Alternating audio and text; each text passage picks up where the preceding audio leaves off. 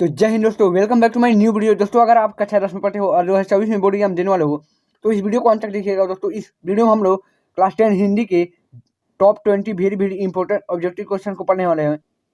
तो आइए दोस्तों, हमारा पहला क्वेश्चन है दोस्तों, अष्टछाप के कवि नहीं है। मतलब अष्टछाप के कवि नहीं है, ध्यान से पढ़िएगा दोस्तों। अष्टछाप के कवि नहीं है।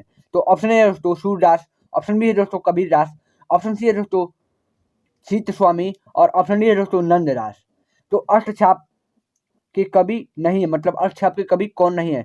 तो ऑप्शन बी हमारा बिल्कुल सही हो जाएगा दोस्तों। कबीरदास जो है वो अष्टछाप के कवि नहीं है, तो ऑप्शन बी हमारा बिल्कुल सही है। अब हमारा दूसरा क्वेश्चन है दोस्तों, रामचंद्रिका के रचनाकार कौन है? रामचंद्रिका के रचनाकार कौन है? ऑप्शन ए है दोस्तों केशव दास, ऑप्शन बी है दोस्तों रामधारी सिंह दिनकर, ऑप्शन सी है दोस्तों जयशंकर प्रसाद और ऑप्शन डी है दोस्तों अज्ञेय।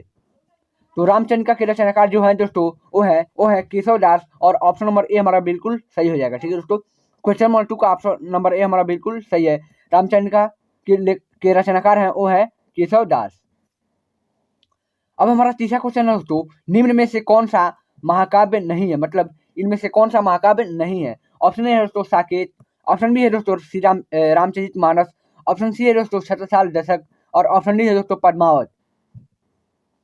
तो पूछा है इनमें से कि कौन सा महाकाव्य नहीं है? जो साकेत भी महाकाव्य है और रामचरितमानस भी एक महाकाव्य है, पद्मावत भी एक महाकाव्य है, लेकिन यहाँ पर ऑप्शन नंबर सी दोस्तों छत्रसाल दशक यह एक महाकाव्य नहीं है। तो ऑप्शन नंबर सी हमारा बिल्कुल सही हो जाएगा। ठीक है दोस्तों, क्वेश्चन नंबर 3 का ऑप्शन नंबर सी हमारा बिल्कुल सही है। इनमें से महाकाव्य छत्रसाल दशक नहीं है। अब हमारा चौथा क्वेश्चन है तो रीतिकाल के कवि हैं, मतलब इनमें से रीतिकाल के कवि कौन है? ऑप्शन ए है दोस्तों केशवदास, ऑप्शन बी है दोस्तों महादेवी वर्मा, ऑप्शन सी है दोस्तों कबीरदास और ऑप्शन डी है दोस्तों नंददास। तो रीतिकाल के कवि कौन नहीं है, मतलब कौन है? तो रीतिकाल के कवि कौन है? ठीक है दोस्तों, तो इनमें से केशवदास जी जो है वो रीतिकाल के कवि है। ठीक है दोस्तों, तो ऑप्शन ए हमारा बिल्कुल सही है। क्वेश्चन नंबर 4 का ऑप्शन नंबर ए हमारा बिल्कुल सही है। केशवदास जी हैं जो वो रीतिकाल के कवि हैं। और रीतिकाल की कालावधि कब से कब तक है? तो यह 1643 से दोस्तों 1868 तक है। ठीक है दोस्तों, 1868 तक है। इसी बात से हमारा पांचवा क्वेश्चन दोस्तों, दीपशिखा के रचनाकार कौन है? मतलब दीपशिखा किसकी रचना है या इसकी रचनाकार कौन है? तो ऑप्शन ए दोस्तों अज्ञेय, ऑप्शन बी है दोस्तों महादेवी वर्मा, ऑप्शन सी है दोस्तों मैथिली चंद्रगुप्त और ऑप्शन डी है दोस्तों प्रेमचंद। दोस्तों अज्ञेय का पूरा नाम है दोस्तों सच्चिदानंद हिरानंद वात्स्ययी अज्ञेय। तो इनका शॉर्ट में अज्ञेय ही लिखा जाता है। तो इनमें से दीपशिखा के रचनाकार कौन है? तो महादेवी वर्मा जो है दोस्तों ये दीपशिखा की रचनाकार है और ऑप्शन नंबर बी हमारा बिल्कुल सही है। Question number 5 option number B हमारा बिल्कुल सही है दोस्तों, महादेवी वर्मा दीपशिखा के रचनाकार हैं। अब हमारा क्वेश्चन नंबर 6 है दोस्तों, प्रिय प्रवास के लेखक हैं। प्रिय प्रवास के लेखक कौन है? तो ऑप्शन ए है दोस्तों प्रेमचंद, ऑप्शन बी है दोस्तों बिहारी, ऑप्शन सी है दोस्तों हरिऔध और ऑप्शन डी है दोस्तों रामधारी सिंह दिनकर। तो यहाँ पे प्रिय प्रवास के लेखक कौन है दोस्तों? तो प्रिय प्रवास के जो लेखक हैं वो है हरिऔध। तो ऑप्शन नंबर सी हमारा बिल्कुल सही हो जाएगा। ठीक है दोस्तों, ऑप्शन नंबर सी हमारा बिल्कुल सही है। जो प्रिय प्रवास के लेखक हैं वो है हरिऔध। अब हमारा अगला क्वेश्चन नंबर 7 है दोस्तों, ललित ललाम के लेखक हैं। ललित ललाम के लेखक हैं, मतलब ललित ललाम के लेखक कौन है? ऑप्शन ए है दोस्तों अज्ञेय, ऑप्शन बी है दोस्तों मैथिली चंद्रगुप्त, ऑप्शन सी है दोस्तों मतीराम और ऑप्शन डी है दोस्तों पद्माकर। तो ललित ललाम के लेखक कौन है दोस्तों? तो ललित ललाम के लेखक जो है दोस्तों वो है मतीराम और ऑप्शन नंबर सी हमारा बिल्कुल सही हो जाएगा। क्वेश्चन नंबर 7 का ऑप्शन नंबर सी हमारा बिल्कुल सही है। ललित ललाम के जो लेखक हैं वो है मतीराम। ठीक है दोस्तों, मतीराम ललित ललाम के लेखक हैं। अब हमारा क्वेश्चन नंबर 8 दोस्तों, बिहारी जी किस काल के कवि हैं? बिहारी जी किस काल के कवि हैं? ऑप्शन नंबर ए दोस्तों रीतिकाल, ऑप्शन नंबर बी है दोस्तों आधुनिक काल, ऑप्शन नंबर सी है दोस्तों बीरगाथा काल और ऑप्शन नंबर डी है दोस्तों भक्ति काल। तो आदिकाल और बीरगाथा काल दोस्तों एक ही कहा जाता है। ठीक है दोस्तों, यहाँ पे अगर आपको दे दे आदिकाल और बीरगाथा काल तो इन दोनों को एक ही कहा जाता है। तो बिहारी जी किस काल के कवि हैं? तो बिहारी जी कवि हैं दोस्तों वो है रीतिकाल के। तो ऑप्शन नंबर ए हमारा बिल्कुल सही होगा। क्वेश्चन नंबर 8 का ऑप्शन नंबर ए हमारा बिल्कुल सही है, बिहारी जी रीतिकाल के कवि हैं। अब हमारा अगला क्वेश्चन नंबर 9 है दोस्तों, साकेत के रचनाकार हैं, मतलब साकेत के रचनाकार कौन है या इसके लेखक कौन है? तो ऑप्शन नंबर ए है दोस्तों प्रेमचंद, ऑप्शन बी है दोस्तों निराला, ऑप्शन सी है दोस्तों भगवती शरण उपाध्याय और ऑप्शन डी है दोस्तों मैथिली चंद्रगुप्त।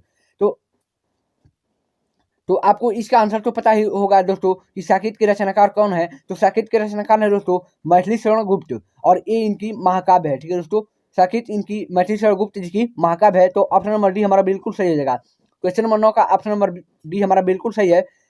साकेत के रचनाकार मैथिली शरण गुप्त जी हैं। अब हमारा क्वेश्चन नंबर 10 है दोस्तों, तार सप्तक के संपादक हैं। तार सप्तक के संपादक हैं मतलब कौन है। तो ऑप्शन ए है दोस्तों नरेश शर्मा, ऑप्शन बी है दोस्तों अज्ञेय, ऑप्शन सी है दोस्तों भवानी प्रसाद, और ऑप्शन डी है दोस्तों इनमें से कोई नहीं। तो तार सप्तक के संपादक कौन है दोस्तों वो है अज्ञेय। ठीक है दोस्तों, तो ऑप्शन नंबर बी हमारा बिल्कुल सही है। क्वेश्चन नंबर 10 का ऑप्शन नंबर बी हमारा बिल्कुल सही है। अज्ञेय जी जो है वो तार सप्तक के संपादक हैं, और अज्ञेय जी का पूरा नाम सच्चिदानंद हृदयानंद वात्सई अज्ञेय। ठीक है दोस्तों, इस बार से हमारा क्वेश्चन नंबर 11 है दोस्तों, खुमार रासो किसकी रचना है। खुमार रासो किसकी रचना है। ऑप्शन ए दोस्तों चंद्रबाई, ऑप्शन बी है दोस्तों धर्मवीर भारती, ऑप्शन सी है दोस्तों दलपत विजय, और ऑप्शन डी है दोस्तों प्रेमचंद। तो खुमार रासो किसकी रचना है। खुमार रासो किसकी रचना है दोस्तों। खुमार रासो है वो दलपत विजय जी की रचना है। तो ऑप्शन नंबर सी हमारा बिल्कुल सही है जगह।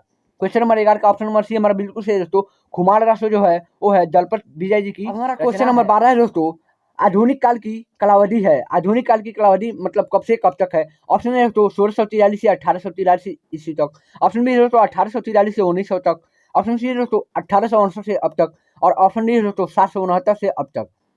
तो आधुनिक काल की कालावधि जो है दोस्तों वो है 1868 से लेकर अब तक या निरंतर। ठीक है दोस्तों, तो ऑप्शन नंबर सी हमारा बिल्कुल सही है। क्वेश्चन नंबर 12 का ऑप्शन नंबर सी हमारा बिल्कुल सही है। आधुनिक काल की जो कालावधि होती है वो होती है दोस्तों 1868 से लेकर अब तक है। ठीक है दोस्तों, 1868 से अब तक है, और ऑप्शन नंबर सी हमारा बिल्कुल सही हो जाएगा। अब हमारा क्वेश्चन नंबर 13 है दोस्तों, चरण कमल बंदो हरिराई। चरण कमल बंदो हरिराई में कौन सा अलंकार है। चरण कमल बंदो हरिराई में कौन सा अलंकार है। ऑप्शन ए दोस्तों श्लेष, ऑप्शन बी है दोस्तों रूपक, ऑप्शन सी है दोस्तों उपमा, और ऑप्शन डी है दोस्तों उत्प्रेक्षा। तो चरण कमल बंदो हरिराई में कौन सा अलंकार है वो है रूपक अलंकार, और ऑप्शन नंबर बी हमारा बिल्कुल सही हो जाएगा। ठीक है दोस्तों, क्वेश्चन नंबर 13 का ऑप्शन नंबर बी हमारा बिल्कुल सही है। चरण कमल बंदो हरिराई में रूपक अलंकार है। अब हमारा अगला क्वेश्चन नंबर 14 दोस्तों, पीपर पात सरिस मंडोला। पीपर पात सरिस मंडोला में अलंकार है मतलब पीपर पात सरिस मंडोला में कौन सा अलंकार है। ऑप्शन ए दोस्तों उपमा, ऑप्शन बी दोस्तों श्लेष, ऑप्शन सी दोस्तों यमक, और ऑप्शन डी दोस्तों उत्प्रेक्षा। तो पीपर पात सरिस मंडोला दोस्तों इसमें तुलना किया जा रहा है, और यहाँ पे वाचक शब्द, जहाँ पे भी वाचक शब्द आपको दिख जाए वहाँ पे समझिए उपमा अलंकार है, और ऑप्शन नंबर ए हमारा बिल्कुल सही है। तो आप क्वेश्चन नंबर 14 का ऑप्शन नंबर ए हमारा बिल्कुल सही है। पीपर पात सरिस मंडोला में दोस्तों उपमा अलंकार है। अब हमारा अगला क्वेश्चन नंबर 15 है दोस्तों, पक्षी का पर्यायवाची है।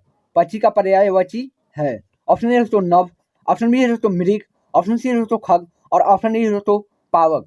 तो पक्षी का पर्यायवाची कौन सा है। तो नभ मतलब क्या होता है दोस्तों, आकाश होता है, ये भी नहीं होगा। और मृग मतलब क्या होता है दोस्तों, मृग मतलब होता है हिरण, ये भी नहीं होगा। और पावक मतलब दोस्तों आग होता है, तो ये भी नहीं होगा। तो ऑप्शन नंबर सी हमारा बिल्कुल सही हो जाएगा। ठीक है दोस्तों, पक्षी का जो पर्यायवाची है वो होगा खग, और ऑप्शन नंबर सी हमारा बिल्कुल सही है। अब हमारा अगला क्वेश्चन नंबर 16 है दोस्तों, सोरठा के दूसरे व चौथे चरण में, सोरठा के दूसरे व चौथे चरण में मात्राओं की संख्या होती है मतलब सोरठा के दूसरे और चौथे चरण में कितने कितने मात्राएं होती हैं। तो ऑप्शन ए दोस्तों 11 मात्राएं, ऑप्शन बी है दोस्तों 16 मात्राएं, ऑप्शन सी है दोस्तों 24 मात्राएं, और ऑप्शन डी है दोस्तों 13 मात्राएं। तो सोरठा के पहले और तीसरे चरण में 11 मात्रा होती है, और दूसरे और चौथे चरण में 13 मात्रा होती है। ठीक है दोस्तों, तो ऑप्शन नंबर डी हमारा बिल्कुल सही है। यहाँ पे दूसरे और चौथे में पूछ रहा है, यहाँ पे 13 मात्राएं होती हैं, और ऑप्शन नंबर डी हमारा बिल्कुल सही हो जाएगा। अब हमारा अगला क्वेश्चन है दोस्तों, खेत शब्द का तत्सम शब्द है। खेत शब्द का तत्सम शब्द क्या है। ऑप्शन ए है दोस्तों फील्ड, ऑप्शन बी है दोस्तों क्षीर, ऑप्शन सी है दोस्तों क्षेत्र, ऑप्शन डी है दोस्तों खेत। तो जो खेत शब्द का तत्सम शब्द है दोस्तों वो हो जाएगा क्षेत्र। खेत शब्द का तत्सम शब्द है क्षेत्र। तो ऑप्शन नंबर सी हमारा बिल्कुल सही है। क्वेश्चन नंबर 17 का ऑप्शन नंबर सी हमारा बिल्कुल सही है। ठीक है दोस्तों, खेत शब्द का तत्सम जो होता है वो होता है क्षेत्र। अब हमारा अगला क्वेश्चन नंबर 18 दोस्तों, क्षीर शब्द का तद्भव शब्द है मतलब जो क्षीर है उसका तद्भव शब्द क्या होगा। ऑप्शन ए दोस्तों पक्षी, ऑप्शन बी है दोस्तों किताब, ऑप्शन सी है दोस्तों खीर, ऑप्शन सी और ऑप्शन डी है दोस्तों हिरण। तो क्षीर शब्द का जो तद्भव शब्द होगा दोस्तों, जो तद्भव का अर्थ होता है दोस्तों बिगड़ा हुआ। ठीक है दोस्तों, तो जो क्षीर का तद्भव शब्द होगा हो जाएगा खीर, और ऑप्शन नंबर सी हमारा बिल्कुल सही है। इसको आप ठीक से याद कर सकते हैं दोस्तों, क्षीर अर्थात खीर, क्षीर खीर। तो आप इसको ठीक से याद कीजिएगा। तो ऑप्शन नंबर सी हमारा बिल्कुल सही है। क्षीर का जो तद्भव है वो हो जाएगा खीर, या खीर का तत्सम हो जाएगा वो हो जाएगा क्षीर। और अब हमारा अगला क्वेश्चन नंबर 19 दोस्तों, गंगा यमुना में समास है। गंगा यमुना में मतलब कौन सा समास है? ऑप्शन ए दोस्तों बहुब्रीहि समास, ऑप्शन बी है दोस्तों द्वंद्व समास, ऑप्शन सी है दोस्तों द्विगु समास, और ऑप्शन डी है दोस्तों कर्मधारय समास। तो गंगा यमुना में कौन सा समास है? तो गंगा यमुना में दोस्तों जहाँ पे आपको दो शब्दों के बीच ऐसा डैश देखने को मिल जाए वहाँ पे हमेशा द्वंद्व समास होगा। तो ऑप्शन नंबर डी हमारा बिल्कुल सही है। ठीक है दोस्तों, क्वेश्चन नंबर 19 का ऑप्शन नंबर बी हमारा बिल्कुल सही है। गंगा यमुना में द्वंद्व समास है, और इसका समास विग्रह अगर देखेंगे तो इसका समास विग्रह हो जाएगा दोस्तों गंगा और यमुना। ठीक है दोस्तों, इसका समास विग्रह होगा गंगा और यमुना, और इसमें समास जो है वो है द्वंद्व समास। अब हमारा अगला क्वेश्चन नंबर 20 है दोस्तों, बालकौ। बालकौ शब्द में विभक्ति और वचन है, मतलब बालकौ शब्द में कौन सी विभक्ति और कौन सा वचन है? ऑप्शन ए दोस्तों द्वितीय विभक्ति और एक वचन, ऑप्शन बी दोस्तों प्रथमा विभक्ति और द्विवचन, ऑप्शन सी दोस्तों तृतीय विभक्ति और द्विवचन, और ऑप्शन डी दोस्तों चतुर्थी विभक्ति एक वचन। तो बालकौ जो शब्द है दोस्तों उसमें है प्रथमा विभक्ति और द्विवचन, प्रथमा विभक्ति द्विवचन, और ऑप्शन नंबर सी बी हमारा बिल्कुल सही हो जाएगा। ठीक है दोस्तों, क्वेश्चन नंबर 20 का ऑप्शन नंबर बी हमारा बिल्कुल सही है। बालकौ शब्द में प्रथमा विभक्ति द्विवचन है। तो धन्यवाद दोस्तों, अगर आपको हमारा वीडियो अच्छा लगा है तो हमारे चैनल को सब्सक्राइब जरूर करें, और वीडियो को ज़्यादा से ज़्यादा शेयर करें ताकि आपके दोस्त भी कुछ पढ़ सकें। ठीक है दोस्तों, तो आप वीडियो को लाइक भले ही ना करें लेकिन वीडियो को शेयर जरूर करिएगा। तो